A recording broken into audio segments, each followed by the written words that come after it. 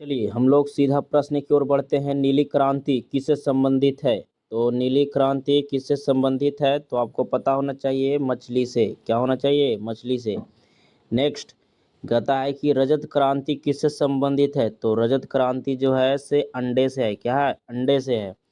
Next हरित क्रांति किससे संबंधित है? तो खाद्यान्न से, यानी कि गेहूं से, है ना।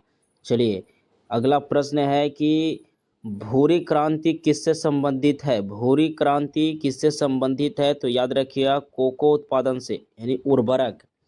क्या याद रखना है? कोको से, है ना। चलिए अगला प्रश्न आपके सामने है क्या कि नीली क्रांति किससे संबंधित है, सॉरी पीली क्रांति किससे संबंधित है? तो पीली क्रांति मेरे भाई ये जो है सो तिलहन से है। किससे? तिलहन से। अगला है कि सुनहरी क्रांति किससे संबंधित है? तो आप इसे जरूर याद रखिएगा कि सुनहरी क्रांति जो है वो है जो फल से है। किससे है? फल से है। तो राइट आंसर फल। अगला सवाल है कि बादामी क्रांति किससे संबंधित है? तो बादामी क्रांति जो है वो मसाला से है। किससे? मसाला से है ना, उत्पादन से संबंधित है। अगला है कि गुलाबी क्रांति जो है वो किससे संबंधित है? तो याद रखिएगा प्याज से।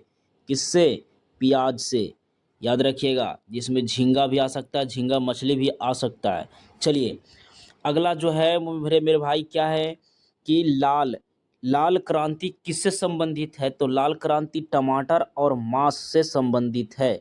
अगला सवाल है कि कृष्ण क्रांति किससे संबंधित है? तो याद रखिएगा, है ना। तो कृष्ण क्रांति जो है मेरे भाई वो किससे संबंधित है? तो पेट्रोलियम से। किससे संबंधित है? तो पेट्रोलियम से संबंधित है।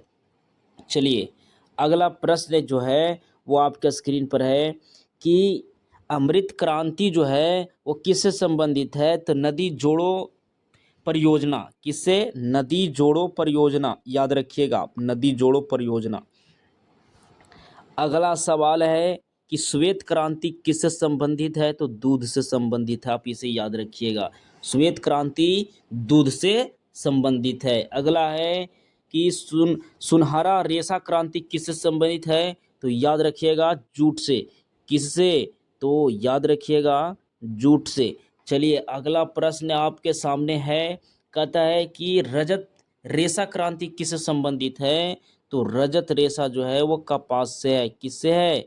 कपास से है। अगला है सेफ्रॉन क्रांति किससे संबंधित है?